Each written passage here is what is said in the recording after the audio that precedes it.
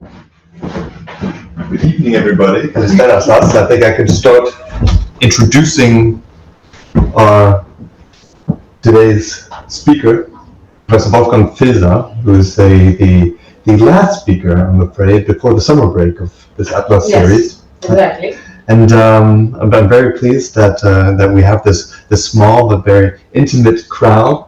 And I'm very happy to welcome Wolfgang Filser from the University of Copenhagen. But before I give the word to him, just some brief words about his biography. Wolfgang Filser studied classical archaeology, ancient history, and also Egyptology from 2001 until 2007 at the Ludwig-Maximilians-Universität in Munich, in Germany. He received his PhD in classical archaeology in 2012 at Humboldt-Universität in Berlin, dealing with a cultural history, if I may, of Athenian elites between the 600 and 400 BCE, approximately based on a visual analysis of figured scenes on Athenian luxury ceramics, for which he was then awarded the prestigious prize called the Promotionspreis der Studienstiftung des Deutschen Volkes in 2014, and he published his thesis in 2017 entitled Die Elite Athens auf der attischen Luxuskeramik, which translates the Athenian elites on Attic luxury ceramics. He then served subsequently as assistant professor, lecturer in classical archaeology, first at the LMU in Munich from 2012 to 2013, and then from 2013 to 2021 at Humboldt-Universität in Berlin, until he was then appointed tenure-track assistant professor at the Saxo Institute at the University of Copenhagen in 2022, where he is still based today. But his scholarly interests are by no means only limited to Athenian ceramics and visual studies. He also conducts research on the theory of media, mainly on the manifold relationship between photography and archaeology. And importantly, as he states about himself, fieldwork, specifically in Italy, has been part of his scientific DNA since his student days. And this is certainly at least one reason why he was appointed visiting professor at the Universitate di Studi della Campania Luigi Vanvitelli in Naples in 2022. In the past, fieldwork activities have led Wolfgang Filser to excavations of the Greek Agora, for one example, in Selinus in Sicily, the sanctuary of Diana at Nemi in Lazio, the Roman Forum of Villa San Silvestro in Umbria, also archaeological surveys of the hinterland of Matera and the Basilicata, and most notably, since 2014, he is project director of the survey and excavation of the Roman maritime villa of Capo di Sorrento, where I had the great pleasure of first meeting him and then having the opportunity to collaborate with him as well. And most recently, he is also now the director of the architectural survey activities at another Roman villa, at the so-called Villa della Rampa at the famed site of Spelonga. And specifically, these more recent activities have led him to extensively deal with issues pertaining to the relationship of the built, human-made landscape and the natural environment, and also their bi-directional relationship also with the visual arts. So as part of his second book project, his habilitation project, he is therefore currently dealing with different concepts of nature and ancient arts and architecture, and the changing dialectics of ars and natura, with a chronological focus on the Hellenistic and the early Roman imperial periods. And within the framework of this research, he not only considers Italian examples, but of course also makes very important recourses to those in the wider Eastern Mediterranean, therefore of great interest to the theme of our Atlas series here today. And thus, his title of the talk today is Eastern Mediterranean Landscapes in Hellenistic-Roman Art and Architecture. And I'm very much looking forward to learning more about this topic. And with that, I am glad to hand over the microphone to Wolfgang Filser. Okay. Hi everybody. Great to see you here, and thank you, Will, for the too lengthy introduction. So first of all, please let me thank you, Tina and Will, for inviting me to Athens. It's really, it's great to be here. I'm having a lot of fun. And secondly, I have to apologize for accepting the invitation, because I accepted it out of pure selfishness. I'm not a landscape archaeologist, and for that reason I fear that my lecture will be somewhat alien in this context. However, I hope, of course, that I can contribute something, some thoughts to this series about how Greeks, or how Greek landscape was configured and experienced through Greek and Roman architecture and imagery at a particular point in time, and how these concepts are interconnected. I'm aware that my use of the term landscape should be first explained, but I will not lose too much time on that. Given the ever-growing complexity of debates about landscapes fueled by the very different disciplines. If we accept, and for the sake of this lecture I hope you will accept that landscape is essentially a land shaped, then this is a poetic definition in the truest sense of the word. No landscape without human action, and by this I mean not only the shaping of the physical environment in one way or another, for cultic or cultural reasons whatsoever, but also the shaping of an imagination, an idea of a certain place. For example, if you associate a particular place on Earth with a story, let's say a sea monster sitting on a grotto on the coast waiting for poor sailors to pass by, then you create landscape. Today I would like to play with this two-sided concept of landscape. The texture of real and imagined landscapes, implying a kind of doublethink because it is actually paradoxical. So which landscapes do I mean with my title, the Roman or the Greek? Both, and both at the same time, real and imagined, and maybe I should have changed my title to something like image and imagination of the landscape, but I chose it long ago, so too late. In order to explain what I mean by that, I will move backwards in time and eastwards in space from the Roman sources to Eastern Hellenistic places. This means moving from the landscape of the Roman villa, the villascape, to the landscapes of Hellenistic cities and sanctuaries. I will only briefly mention two of our main sources for understanding the modern archaeologist's construct of the villascape, the one archaeological, the other literary, both highly problematic, and of course I mean Hadrian's villa at Tivoli and the letters describing his villas by Pliny. I use the Villa Hadriana only to highlight some key aspects of the villascape. It is beyond doubt that Hadrian himself played a key role in the design of the Villa Hadriana, which famously collapses topography and biography. Landscape and architecture fashioned to reenact his intellectual and actual voyages in Greece and Egypt, including even a lavish sanctuary for his dead lover Antinous. A sequence of Greek and Egyptian landscapes merged into one villascape. However, with the testimony of this personalized villascape come the problems regarding how to deal with other Roman villas, such as the many poorly preserved and poorly researched villas along the coasts of the sea and on the shores of the lakes in Italy. Should we not expect that every luxury villa is actually such an attempt to portray its owner by means of its villascape? Certainly that is what literary descriptions of villas amount to since Cicero and Horace. And of course it is what emerges from a critical reading of Pliny's villa letters. Let us take the famous praise of two of his villae at Lake Como.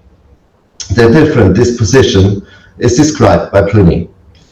I will read part of the translation. One perched high on the rocks like in Baye looks out over the lake. The other, also like in Baye, touches the lake. I tend to call the one tragedy and the latter comedy, because the former is, so to speak, on coturni, the latter on sandals. Each has its own charm, and each is even more pleasant to its owner precisely because of this contrast. The latter has the lake closer, the former wider and broader. The latter embraces a single bay and a gentle curve. The former, on a very steep rocky ridge, separates the two bays, each from each other. In the former, a straight promenade stretches along the path above the beach. In the latter, it is gently curved by a very spacious garden terrace. The former does not feel the waves, the latter breaks them. From the former, you can look down on fishermen. From the latter, you can fish yourself and cast your fishing rod from your room and almost even from your bed, as if from a boat. I would like to highlight only two aspects of this very complex ekphrasis. First, imagining the substructure of one villa with the high-heeled shoes of tragedy, the coturni, while the direct relationship to the lake of the other is expressed by the beach sandals of comedy, is very revealing about the villa as a built portrait of its owner. Pliny appears both as a serious and caring villa owner, overseeing his fundus, his lake, and the people who work on his estate from above, and as a man in direct contact with nature, fishing from his dining room and enjoying his villa life.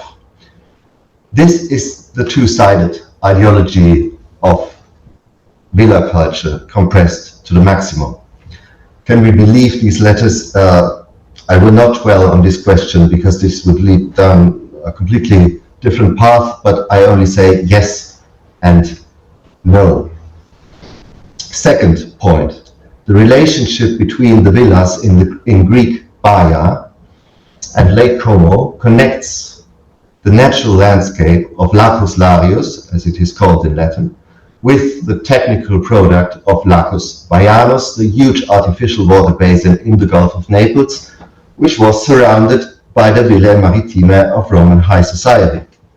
In Baia, the sea was moved from the outside to the inside with the help of Roman engineering. The key motive of every Villa Maritima can be seen here in a nutshell, namely the integration of natura naturans and natura naturata, the natural and the artificial. But to use this terminology is maybe misleading.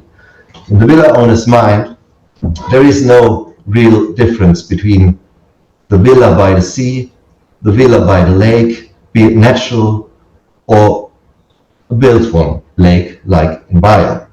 Both are villae maritime, which means that their highest ideal is the maritime environment, a key element of any landscape connected to the villa. If this ideal maritime environment was not already perfectly prepared by nature, and usually it is not, nature had to be modified.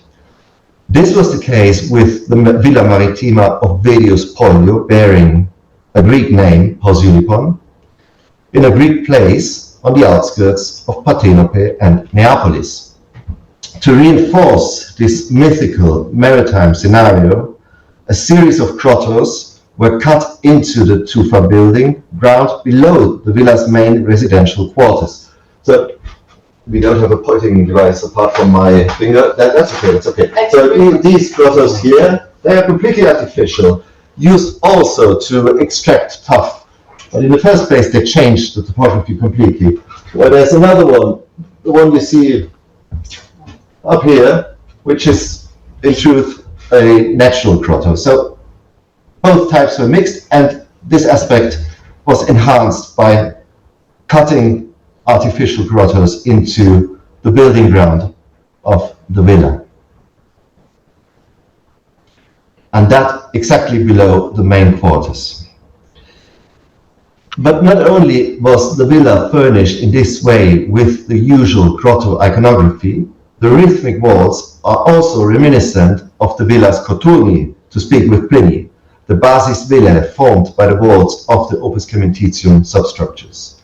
These substructures, in turn, often housed triclinium grottos, whose walls were covered with plaster of fake rock containing shells and whose floors were crossed by artificial water channels. What I want to emphasize is that the villa landscape rejects the modern notion of a dichotomy of untouched and manipulated nature. The ideology of the villa fits in with this, implying a culturally imposed ambiguity of spaces defined as Greek and as Roman. Another case of such manipulation of the building ground is the inner harbor of the Villa Maritima on the Cape of Sorrento. There, a piece of rock was removed to create a platform for colossal bronze sculptures, which was set directly into the rock in front of the villa's landing stage. Will Kennedy was also present when we discovered these traces in 2014. Please keep in mind this detail, as I will come back to it later. With elements such as these, the villa landscape condenses into the ultimate Greek landscape. If you ask me where the boundaries lie between imagination and reality, my answer is that the question is wrong, because we are talking about landscapes that are to be experienced with all senses and imagined at the same time. One well-known phenomenon of such landscapes are the Euripos, Nilos, and Canopos canals from Roman gardens. Even though Cicero mocks these tiny canals in a letter to Atticus precisely because of the obvious gap between their names and their forms, he admits immediately afterwards that nature, I quote him, nature reigns in these very things that are sought for the recreation and pleasure of the soul. Obvious Romans had absolutely no problems associating completely abstract forms and tiny formats with huge landscapes that were, and when there was an agreement about the meaning of a particular form, a symbolic form, if you will, we find these installations in the gardens of Pompeii as we find them in imperial estates. The most monumental version of these canals known to us is the so-called Canopus of the Villa Hadriana, probably repeated by Herodes Atticus in his villa at Loucou, by the way. These abstracted water basins, which do not attempt any mimetic allusion to the natural or semi-natural models, were nevertheless conceived not only as real landscapes, but also as virtual landscapes or virtual realities that unfolded the association of Greek and Egyptian topoi in the mind. The fact that they were combined with artificial grottos reinforced these associations and embedded the individual elements, grotto, canal, plane tree, and so on, into a sequence of images from ideal Greek landscapes. But again, this is not just about a mental imagery, but just as much about the concrete sensual effects of these glittering water containers. Philologists remind us that the origin of these topoi lies in Alexandrian poetry. I do not share this view, or at least not completely. Instead, I would propose to see material culture and poetry as elements of a common phenomenon, the poetic shaping of the land. And I have no doubt that some of the topoi in question appeared quite early in visual culture and then found their way into poetry and philosophy. Long before these canals became an integral part of villascapes, one of them was probably to be found in the western Greek city of Lochroi in southern Italy. The Caruso Grotto, famous for its terracotta votive automata, seems to have contained such a canal, as we can deduce from the surviving photographs and drawings from the excavations. The ensemble of the grotto with the geometric water basin in front of it is reminiscent of an inverted theater whose stage building is set into the slope of a hill. Unfortunately, the complex collapsed shortly after the excavation, and it is very difficult to have an idea about the context. But its location extramuros reinforces the idea of the carefully designed landscape with the grotto and possibly a garden. The Caruso Grotto is thus an important jewel in a long chain of cult grottos sacred to Pan and the nymphs in natural, pseudo-natural, and entirely artificial locations. One of the first known landscapes designed in such a way is very close to us, the Vari Grotto, where the nympholept Archidemos transformed the inside of the cave into a synesthetic machine with sound effects from stalactites, music, and images emerging from the limestone concretions. A very different one, the cult grotto on Mount Parnassus, I visited together with Will only a few days ago. In the so-called Corinthian cave, only very few but important changes of the actual bedrock witnessed the manipulation of the natural site. While the autochthonous landscape of the inner space was left the way that water formed it, the place in front of the entrance was visually transformed into a sacred landscape of Pan and the nymphs. The installation of marble sculptures in the limestone of the entrance and an altar in front of it witnessed that the cult community chose the spectacular setting between the inner space and the open landscapes for sacrificing and celebrating. With these last cultic contexts, we have already moved to Greece, but let me first summarize this admittedly incomplete and sketchy attempt to outline the villascape. My notion of the villascape is the inextricable and conceptual combination of nature, environment, images, and architecture. An important part of this cosmos originates, I assume, in Greek or from Greek landscapes. For sure, the suggestion that the Roman villa is influenced by Hellenistic culture is anything but new. Experts on Hellenistic architecture have since long located the roots of the Roman luxury villa in Hellenistic palaces. Indeed, individual architectural motifs are clearly transplanted into the villa and the rich domus, but many questions related to the problems discussed today remain unanswered. Problems regarding a specific kind of relating art, architecture, and nature, both real and false. This is not because basileia are the wrong places, but because they are not the only places we should look into. Much less attention has been paid in this debate to another phenomenon of Hellenistic culture, namely the emergence of large terraced sanctuaries in the eastern Mediterranean and not much later in central Italy, and their conceptual relationship to the Villa Maritima. If we focus not on the functions of these buildings, but on their landscapes, which is their conceptual, real and virtual relationship to their surroundings, we come closer to understanding what connects the Hellenistic landscape and the Roman villa landscape. As I hope has become clear so far, the rocky subsoil of these and the semantics of the rocky subsoil associated with it is of very special interest for me. In the case of the Hellenistic Acropolis of Lindos, an overall reading of architecture, works of art, and the rocky landscape that served as their support can be attempted. The great construction of the 3rd and 2nd centuries BC transformed almost the entire Acropolis into a terraced sanctuary, starting with the famous winged stoa in the north to the small late classical temple on the southern tip. Yet the basic concept in which the relationship between the rock of the Acropolis and its transformation into an artistic cultural landscape emerges was already encountered along the path leading from the town center to its main sanctuary. There, traces of bronze sculptures that were set directly into the rock of the Acropolis can be found in several places. And this is in the first place along this flank of the rock here. So the last few 150, 200 meters before entering the Acropolis. Particularly striking is the case of a mass of limestone rock that has been heavily altered at the bottom to create a large multi-stepped base.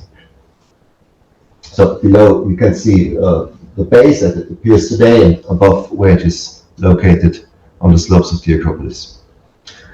On this base are preserved the impressions of two life-size bronze sculptures. As the inscription shows, these were Athena and Zeus. The sculpture signed as Demetrius of Rhodes, son of Heliodorus, which is why we can date it pretty well to the end of the 3rd or the beginning of the 2nd centuries BC. Through the geometrical form of the base, a tension arises between the seemingly untouched nature, the landscape, and the artificiality of the group in its setting. This is one key motive that is still encountered in the Roman villascapes. I have already shown you such a case in the inner port of the Villa of Sorrento, but it also intrudes the imagery of the Roman villa. It seems that the aim of such sculptures in fake natural settings was not to create an appearance of living figures. On the contrary, to nip that illusion in the bud. Thus, the artist's attention is directed towards the status of the image and its relationship with the viewer who, trying to read the inscription on the Demetrius base, enters by force into the sphere of the group. Indeed, a series of steps testifies to this intentional affordance, calculated together with the group. Since the platform that housed the statues, carefully worked with the point chisel, extends considerably beyond the space occupied by the two bronzes, we can also assume that the intention was to create the possibility of reaching the level of the statues in order to rest beside them and to adorn them with whatever you wanted to adorn these cult images.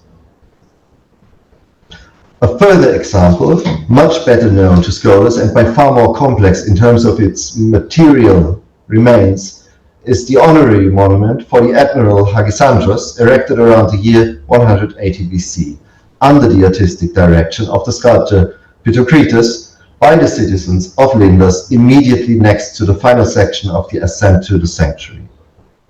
The stern of a warship, hewn into the rock wall of the Acropolis, bore a bronze statue on its deck, probably a Nike or a portrait of the admiral. To the left, the ship moves against a semicircular bench, an etc., built together with the monument. Above, the center on the bench, separated from the raw rock by a fine profile, was carved a niche so crudely that at first glance it almost appears to be a natural opening in the rock. Here, too, are traces of a statue, probably Athena, Lydia, again, even though not looking like this, of course. The parataxis of this seemingly natural niche, the figural element of the statue and the geometrical form of the etc. seems to be meaningful in itself. And unfortunately, the other components of the etc. escape us. In front of it, for example, there's a bench, and below the bench, in the lower part, another base or the rest of an altar. So this very low elevation in front of the bench. Telling is the fact that part of the rock in front of the ship has been spared to create a space within the image, which thus takes on an even more plastic character. Viewed from the ancient stairs, it seemed that Hagisandros' ship passed behind two rocky cliffs, these two here, a scenario that the ancient observer was certainly well acquainted with, for all he had to do was to turn around to look into the city's harbor below the Acropolis. Even from the cuts in the rocky ground in front of the ship, it can be deduced that this was by no means a simple relief, even though it is treated as such by most scholars. In Rasmussen's detailed plan, not only do the traces of the fence that excluded spectators from the monument space appear, but also the fixings for other monuments, for other elements in bronze or stone. I'd like to think of dolphins as they are found in other ship groups of that time. So these are the traces of the fence, that is very clear, and then there are those bigger cuttings in several places along the ship in the ground in front of it, and yeah, I think we can assume that those were figural elements. The ambiguous character of the monument is also expressed in the change of role of the spectator. Whereas on the side of the exeter, the spectator is invited to enter the image, reminiscent in that way of the Demetrius group.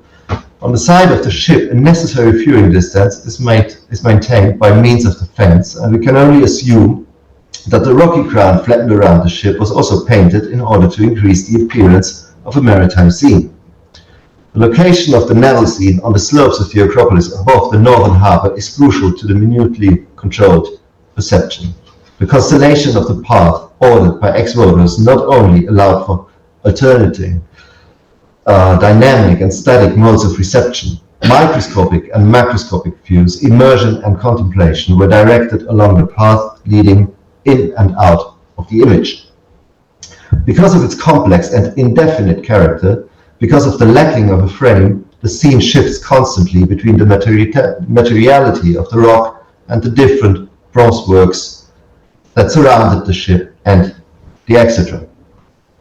The window in the rock that opens above the bench appears as a metaphor for this relationship between form and matter. The forced undecidedness of the work is matched by the way the ship and the etc. collide. In the center, where only a narrow band of unworked rock separates them. Not only is the boundary of the image dissolved at the contours, but also on the inside it remains curiously hybrid and indecisive, where rounded elements flank reliefs and rock borders carefully finished surfaces. How did the ancient spectators think about such images full of cracks running from its center to its diffuse edges? Size, materials, location, and the identity of the patron prove that this was an expensive and prestigious work conceived in detail by Pythagoras in agreement with the demos of Lindus. Linking the rock of the Acropolis to the multimedia sculpture activated a layered reception that implied an alternative reading to the concrete message of the honest decreed to Hagisandros, thus opening a debate on the figurative character of the work. Obviously, the status of the rock assumed a key position in the conception of Lindian dedications, and I think we can explain why this was so. Once on the Acropolis, the character of the dedications changed radically. Hundreds of bronze statues of Lindus' elite populated the sanctuary. Together with the sacred trees of the goddess, these were the main elements that occupied the large limestone surface around the terraces of the sanctuary. While the votive offerings on the slopes consisted mainly of simulacra of Athena and other gods, arranged in immediate contact with the rock, the portraits, aidola, of the priests, athletes, and politicians were separated from the rock by cubic and cylindrical bases. It therefore appears that only the cult statues were literally rooted, as were Athena's olive trees, in the sacred rock, the Semnos Scopelos, as it is defined in a Lindian inscription. The most important element of Lindus' sacred landscape cannot be overlooked. Of course, I'm talking about the ancient cave that lies exactly below the Temple of Athena.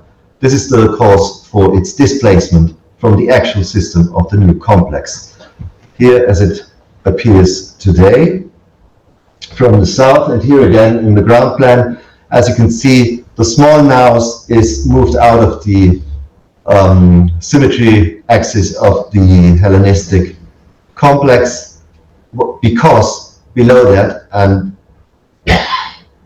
obviously because they wanted to create a visual connection of the grotto and the temple above. In fact, the surface of the grotto still appeared in the Hellenistic period on the western flank of the temple, a space that was spared by the new project probably precisely in order to leave room for the sacred olive trees.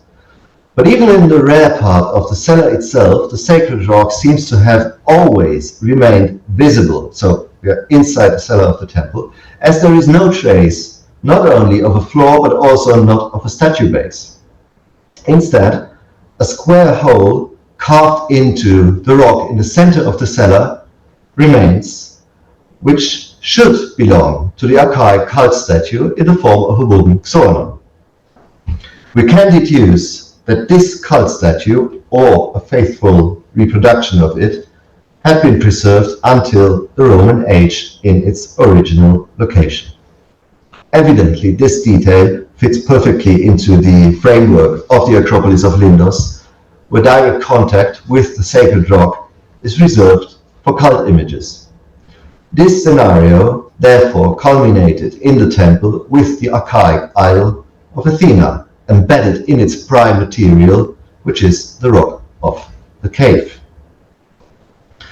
The depictions on the Attic votive stele showing the arc of the cave that served as a support for images, so we're talking about the votive reliefs for nymphs that were found all over Attica in cult caves, were thus not merely results of an iconographic convention reaching down to imperial times, but a reality of landscapes of Hellenistic sanctuaries. These figurative elements embedded in the rock of the Acropolis of Lindos are both natural, the sacred trees, and artificial, the naos and the cult statues.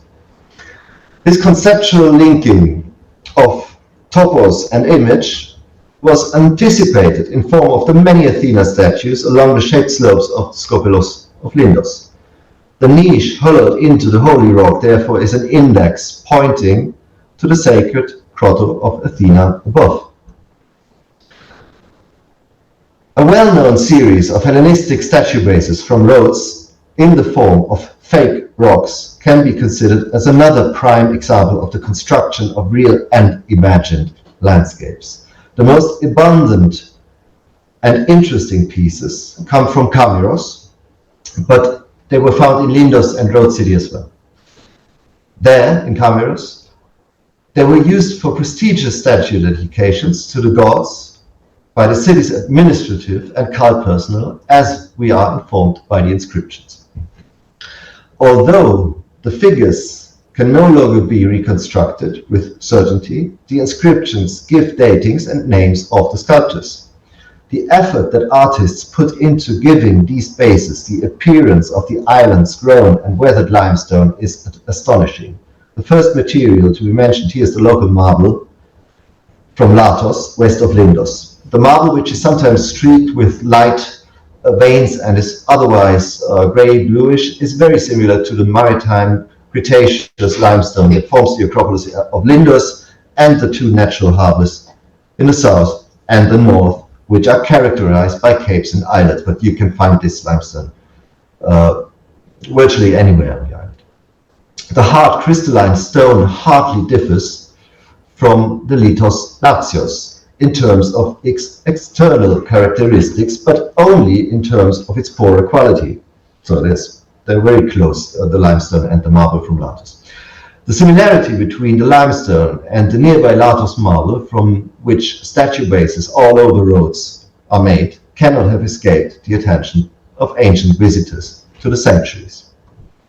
The Latos marble was probably understood as a specific reference to the rocky landscape of Lindos, if not metonymic for the island of Rhodes in general. And this is the reason, by the way, why it was imported also far away, as in the well-known case of the Nike of Samothrace. At this point, the base of the Nike, of course, at this point, one could ask whether this material semantics, which undoubtedly testifies to a high degree of art theoretical reflection, does not also have a political role. In any case, the self-image of the polis of Lindos, with its world-famous sanctuary, would have been enhanced if the local Latos marble evoked the landscape around the Acropolis with its long history. The Lindian Damoi, so the single administrative districts scattered throughout the island, may also have played a role in the spread of such narratives based on specific monuments. The astonishing thing about the rock bases is that they obviously try to imitate the limestone of the coastal zones down to the smallest detail. The imitation suggests that a precise study of various weathered surfaces must have preceded it, as the comparison of a small limestone rock in the southern harbor of Lindos with the rock bases from Camiros demonstrates. The shape, color, and details of the surface of the Lindian limestone and the rock bases made of Latus marble are astonishingly similar. Even the concave washouts of the waves seem to have been imitated at times. But again, we can detect more than a simple copying of natural forms. On another level, the surfaces of these bases play with the viewer's imagination.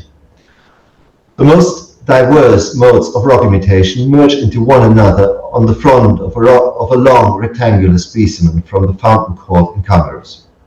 The artificial rock rises from left to right, giving it a moving and unbalanced shape even from a distance. Viewed from a few meters away, the front and right side appear like a miniature rocky landscape. Small cave-like depressions stand next to horizontal bulging layers. Individual rock masses wind vertically up the base, accompanied by fine furrows and crevices, some of which are intended to look as if they were created by water flowing down. Up close, a wide variety of tool marks catch the eye. It was obviously not important to conceal them, which would certainly have involved some effort with such a polymorphic surface.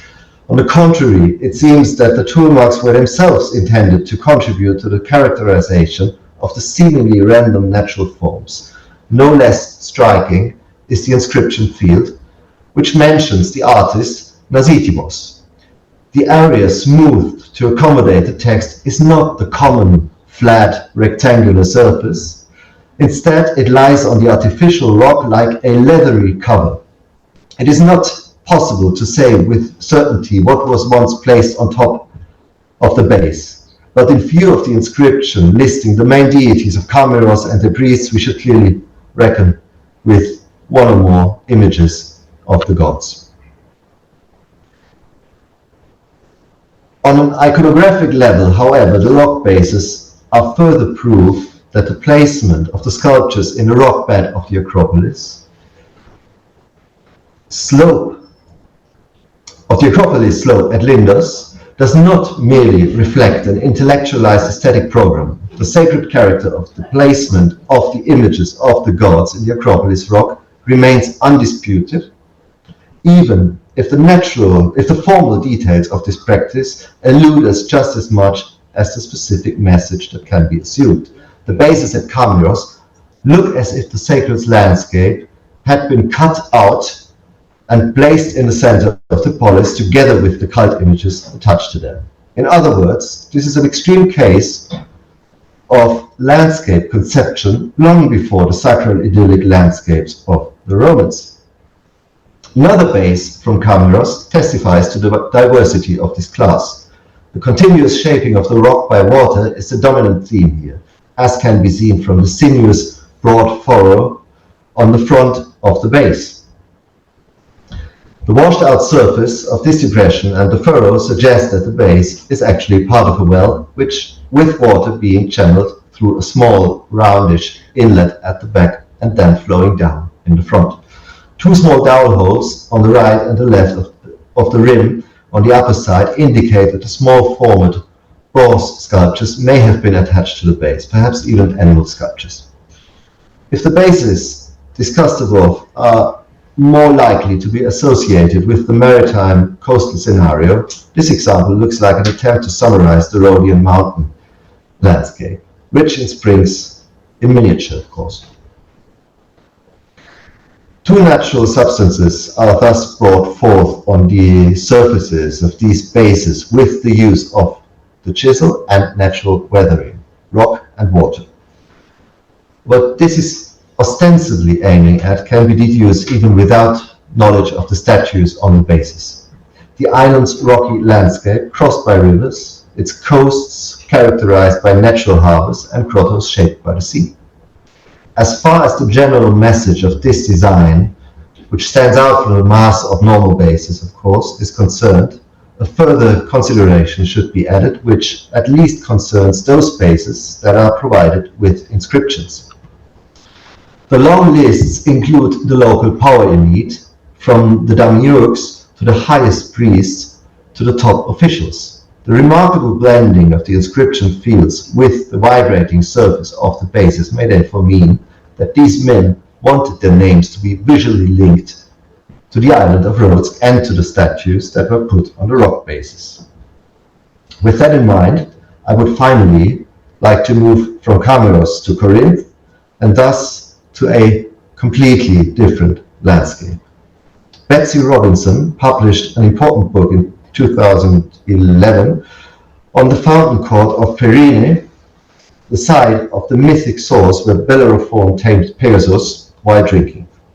Robinson highlights the Perine as an example of the continuous shaping of a piece of mythical landscape from the archaic to the imperial period.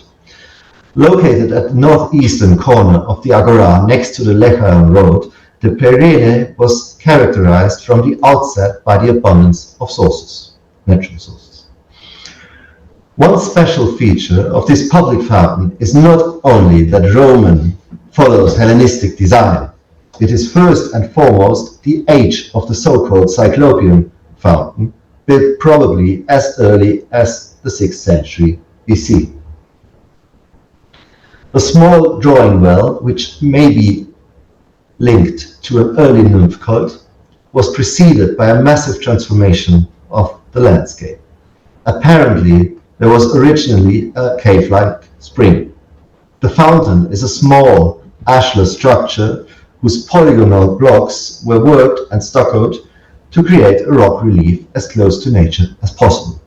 This peculiar attempt of restoring the natural appearance of cave and spring with almost sculptural means can therefore be regarded as a sort of archetype dating long before the Hellenistic art grows.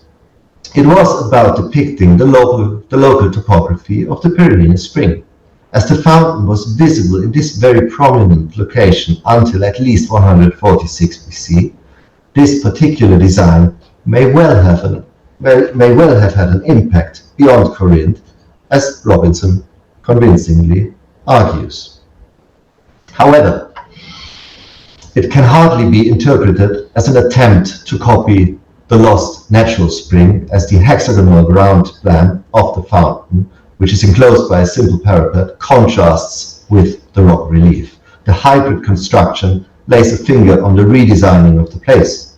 The position of the Cyclopean fountain in the surrounding topography is also charged with meaning. From the outset, it was literally dug into the landscape, assuming a cave-like character. Although this is most evident in the case of the Cyclopean fountain due to its age, it applies to the entire Perine complex. The altitude of the spring was decisive for maintaining the level of use while the city grew up around it. As a remnant of this rocky slope, which was erased by the later buildings, the fountain recalls the original topography during many transformations of the terrain, which is increasingly encoded through the substitution of natural features by artificial forms. Perhaps the relationship to an ancient nature cult can be grasped in that. In any case, a constructed iconography of the landscape unfolds, maybe for the first time in Greek art. Thus, the artificiality of the cave was soon reinforced by a portico erected in the 5th century above the Cyclopean fountain.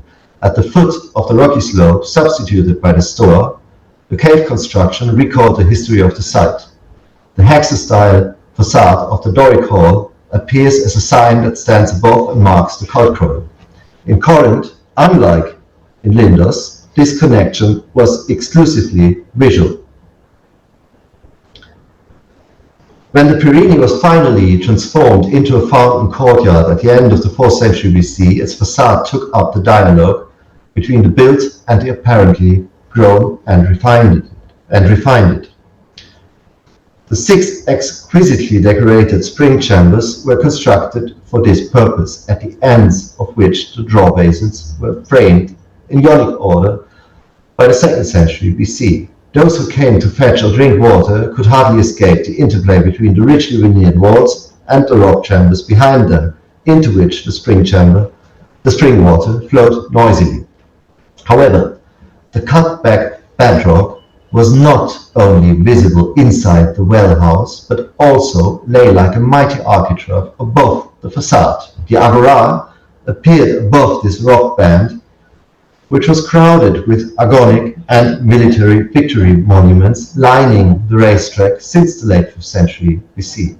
The facade of the Perini thus appeared as a three-storied structure of cave-like basement, broad rock band, and sculptures rising above, a constellation that was maintained until the middle of the 1st century BC.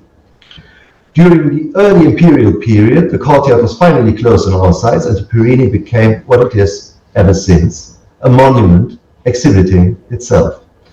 From then on, a two-story facade, which was placed in front of the rock chambers of the fountain house, staged the long history of the site. In the openings of the facade, the older construction appears as an unmistakable commentary on the age of the site, almost as an archaeological layer behind the Roman present. Only in the lunettes of the arches, which formed the entrance to the well chambers in the basement, was a piece of the earlier rock face still visible. In this detail, certainly not created by chance, Hellenistic and Roman architectural languages merged. Similar to a Roman substructure, the arches refer to the rocky building ground of the Perini Spring. Thus emerges a relationship to the most sophisticated architecture of the time, the Terrace Sanctuary and the Villa Maritima. Remember how the Posidipons rock was put in dialogue with the villa above it. These lines can also be traced in the form of the sculptural decoration, which I would like to discuss now in order to conclude. Shortly afterwards, this facade was extended around the entire Perini courtyard. The main entrance to the courtyard was now to the north, where a central exeter was lined by two flights of steps. The large rectangular fountain with several water spouts in the outer walls, the Paitros Krene, as Pausanias called it, was set in the middle of the courtyard. It was assumed that the exeter contained a sculpture, possibly the image of the nymph Pyrene. A rock base of porous consisting of two blocks, which was found nearby, might have served such a statue. If that assumption is right, it was not the only statue in the Perini courtyard that was attached to an artificial rock. Corinthian coin images of the 2nd and early 3rd centuries AD attest a sculpture of Scylla on her scopolos. Scylla appears on a rocky base in the middle of a mixture of ground plan and elevation of the Perini facade. So I'm talking about the left coin, of course. This depiction reflects the status of the sculpture as a new focal point of the courtyard, which had been completely paneled with colored marble since the early 2nd century AD. However, no archaeological remains of the Scylla sculpture have been identified to date. The latter problem was explained by the fact that it was probably a bronze sculpture. Scylla must have sat on a rock base, her scopolos, whereby the two Scylla sculptures from the Canopus basin of the Villa Hadriana and the Scylla of the Missions Villa on Lake Albano are the closest parallels.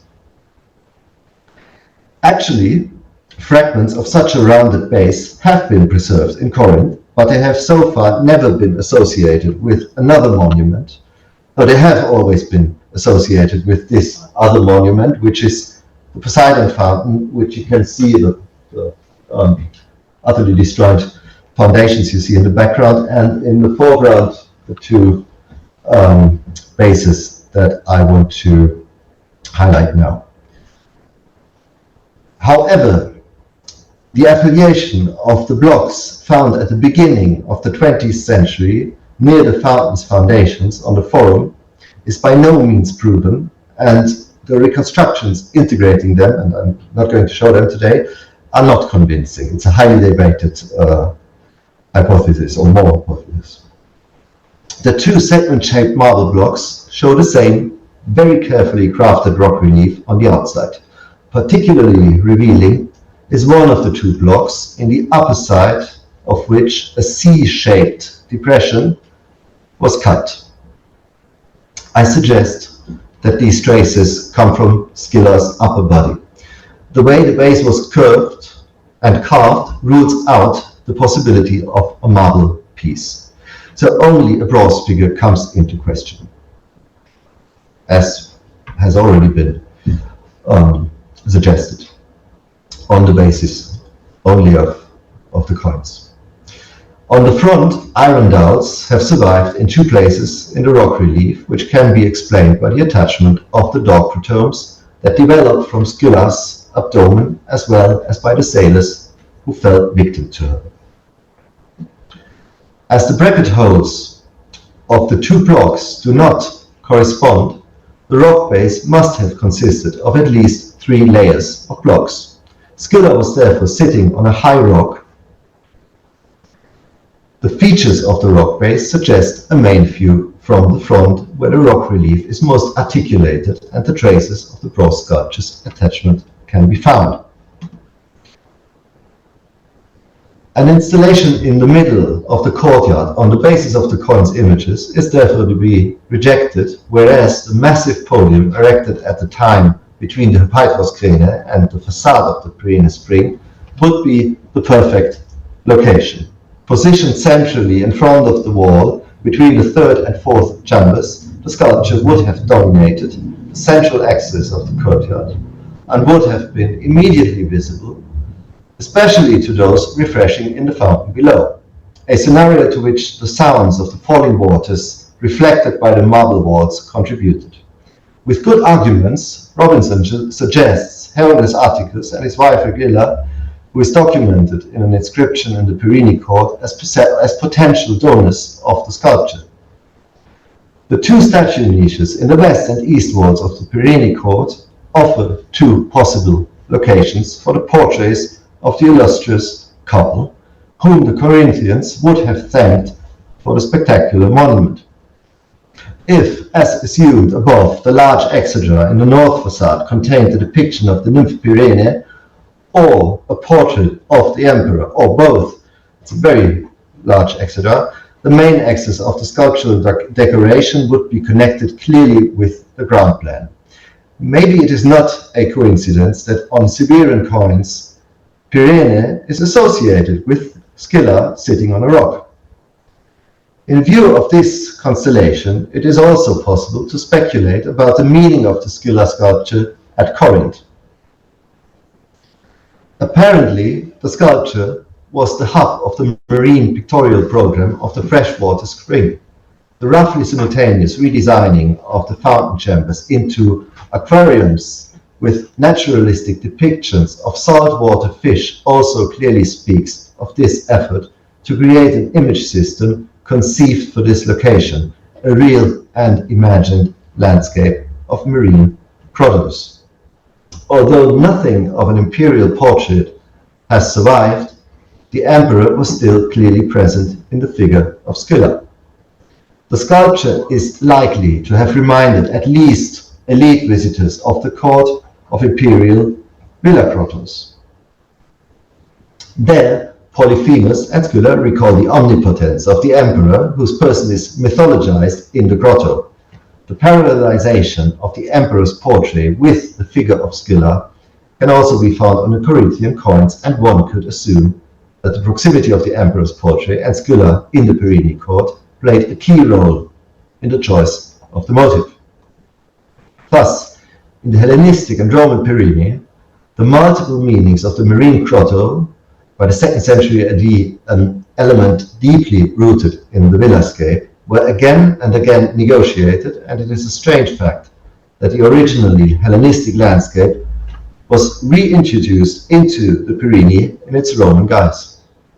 We do not need to look at the literary sources to understand that the grotto, as a multi-layered symbol of the sea, is the key element of Hellenistic-Roman poetic landscapes. Finally, I would like to take a very brief look at one more of such poetic landscapes from Roman Corinth, again a statue base imitating a rock, the last one I promise, but a very different one from the basis of Cameros and the scopeloi of nymphs and sea monsters. It showed the sitting personification of Rome, such as we know it from hundreds of Roman works of art. However, the Roma at Corinth is special. The fragments found on the Lechanon road can be reconstructed to a stepped base. A bronze Roma was sitting on the upper surface, still clearly recognizable by the carving. Again, by the way, a very similar carving to that of the Scylla, what I think is the Scylla base. The blocks bear a rock relief into which the names of the 7 hills of Rome were inscribed with a pointed chisel in different places. Similar to the Hellenistic rock bases from Kamenos, the text and rock relief combine in a peculiar way, whereby this connection becomes even concreter on the Corinthian base. Viewers were meant to literally read the hills of Rome straight into the undulating surface. This example shows with rare clarity, I think, that the rock relief is not only a decorative form determined by content or context of the sculpture, but also a trigger for landscape associations. It does not even have to be linked to a landscape actually in front of the viewer's eyes. The 7 hills could only be deciphered by looking microscopically at the fake rock. Only when the gaze sinks into the structure of the artificial rock do the Roman hills emerge when reading. Sculpted text and sculpted rock blend. While the affordance to a quasi-immersive reception is still shared by the imperial base with the bases from Kamenos, the indexical intensity differs significantly. In contrast to its Hellenistic predecessors, but also to the roughly contemporaneous base assigned to Scylla, the regular stepped form of the base was not to be misunderstood as a real rock. While the rock relief in Kamiros is a very naturalistic miniature landscape of the island, in Corinth the topography of Rome only emerges through the interlocking of text and image, or rather text carrier and image carrier. The fact that the inscriptions also distinguish between collis and montes further intensifies this game. In a certain sense, this way of producing landscape is related to the Niloi and Euripi of the villascape. If you do not know what those canals signify, and that they signify real landscapes, they will not come into existence. To understand this, we have to accept a notion of Greek and Roman landscape that is completely different from ours, which is inseparable from 18th and 19th century conceptions still very much alive. Today, thank you very much for your patience.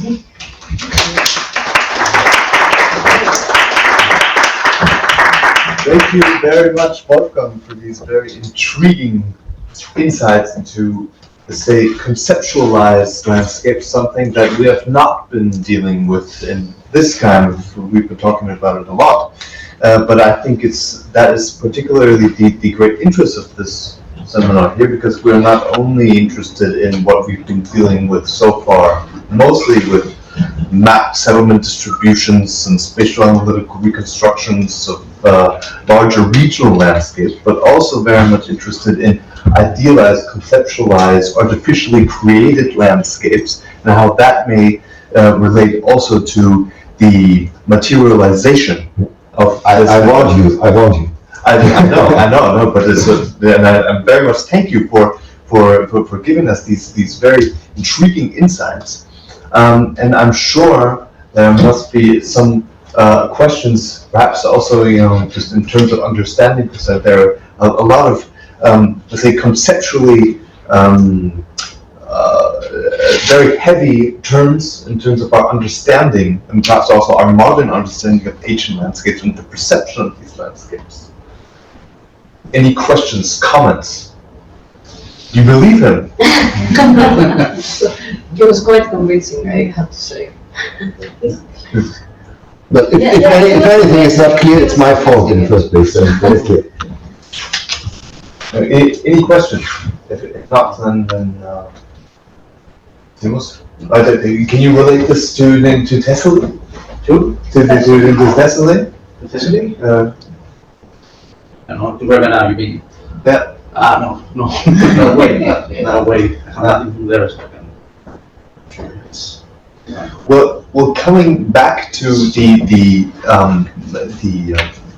let's say the diachronic view, the origin of, let's say, Roman you were talking about in the beginning and you came back to it in the end. Yeah. The villa-scapes. Mm-hmm. I mean, scapes is a big term. It's been for various years now. So we talk about task-scapes, villa-scapes, seascapes. So this might also be conceptually something that might be interesting to you. Mm-hmm. And how that is rooted into the perception of nature, going back, as you can very nicely show, going back to the Perini fountain in Corinth to the Archaic period. I think this is something very nice that just keeps reminding us to try to consider the perception of ancient landscapes, not only in terms of, let's say, a regional scale, but also going down to the object. And I think this is very nicely shown how this is can be seen. There's obviously a lot of questions, follow-up questions, detailed questions that we can up to. Perhaps coming back to, if I may, just coming back to the last example, it just came to mind. Obviously, we were looking at this example together just a few days ago, but especially the distinction. And I think this is a really spectacular, unique find. The distinction between the Montes and Nicoles. It would be just an interesting thought. Just came up to my mind. If you would just sketch it on the map, how real? Because you were saying it's a virtual reality. You use it in a different context, but maybe you could also talk about a map. Because obviously we're in this context, we're very much interested in mapping. Yeah, I mean, why not? But what for me is important is that if it's a map, the map unfolds in your mind. The base does not work like a map. I mean, they had maps, very precise topographical maps, and they don't look like this. But bearing that in mind, it becomes even more interesting, because why not think of a map of the city of Rome when looking at this space? And I think that is, I think it's supposed also to be fun. I mean, you can all be very serious and theoretical and so on, but looking at this stone, yes, maybe today you have to be very close, but I think in antiquity as well. I mean, this is not a very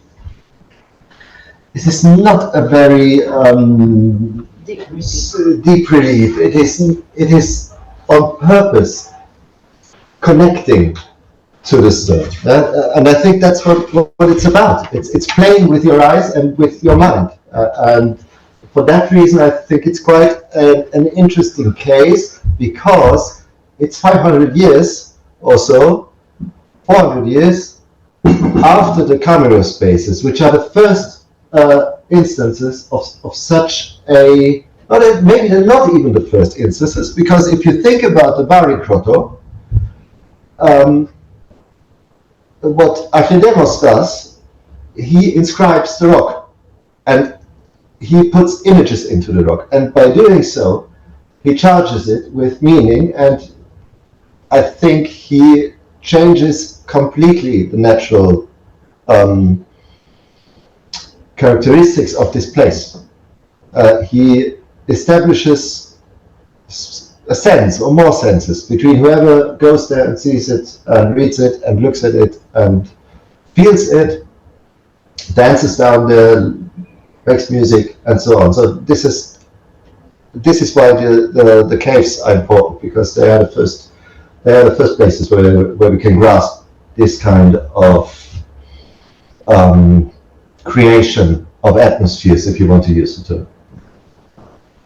It's also because you just mentioned it. It's the sensual experience, the multi-sensual experience of these places, especially the caves. You mentioned Bali. You have the noise and the water. You mentioned also with the fountains or the grottos. If you just fast forward a couple of hundred years into the Roman imperial period, you have the smell.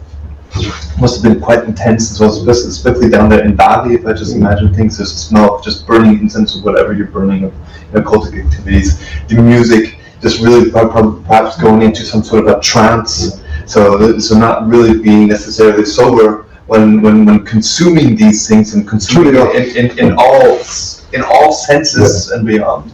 And I would only like to add that it's the first time in this period of or in these cultures or culture. I would assume. I mean, there are, of course, much older Bronze Age and even prehistoric such cult caves that are loaded with images as well. But it is there's no continuity. Let's say it like this.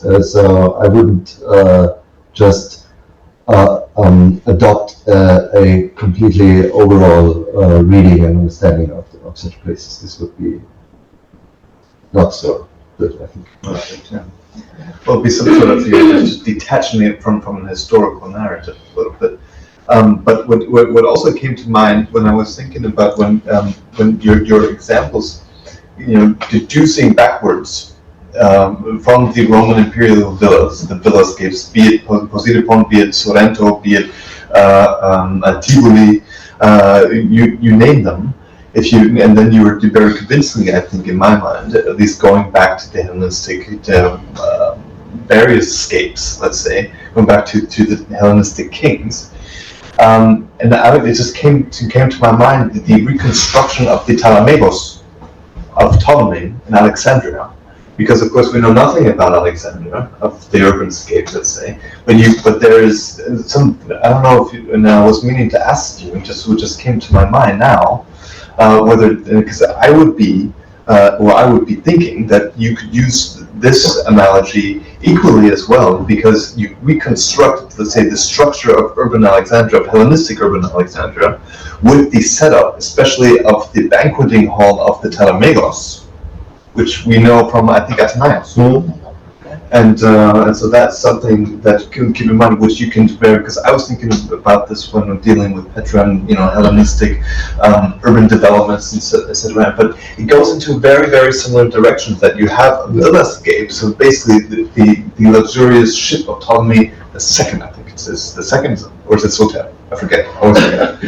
In any case, it's this luxury ship that is basically a floating villa, if you want, and you take that banqueting hall, and you can see the entourage, that comes closest to the basileus, and then all the others, all the servants that are farther out. You use that as a basis of the reconstruction of the urban structure of Alexandria.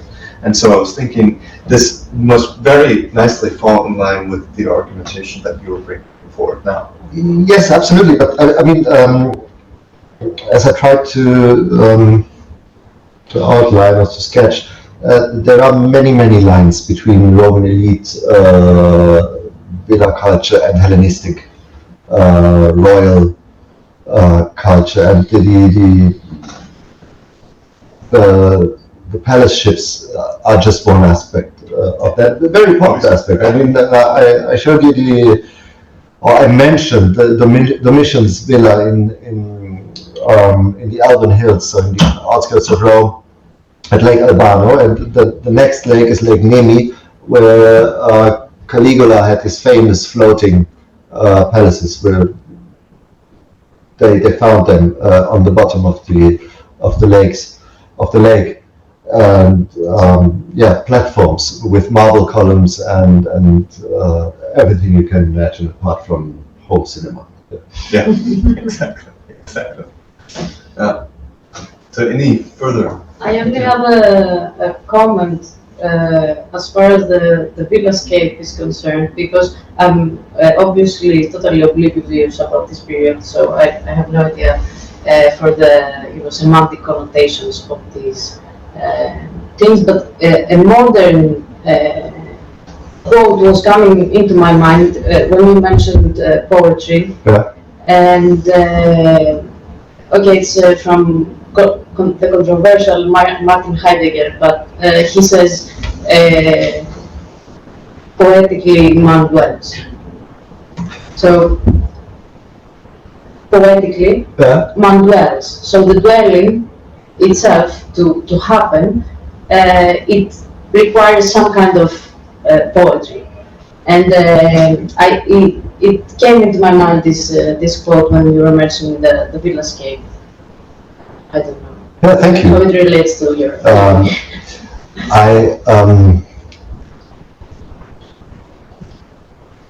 I refrain from using Heidegger for several reasons, but I think the quote is good.